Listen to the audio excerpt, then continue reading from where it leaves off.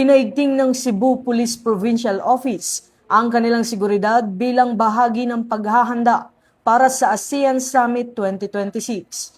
Nakastandby ang mga tauhan ng Cebu PPO para sa crowd disturbance management operation sa Provincial Capitol Grounds nitong ika-7 ng Mayo upang tiyakin ang kaligtasan ng publiko, mapanatili ang kaayusan at masiguro ang maayos na pagdaraos ng mga aktibidad kaugnay ng international event. Nagpakita rin ng mataas na antas ng kahandaan, disiplina at operational capability ang mga pulis bilang bahagi ng proactive at responsive security measures para sa mga delegado at mamamayan.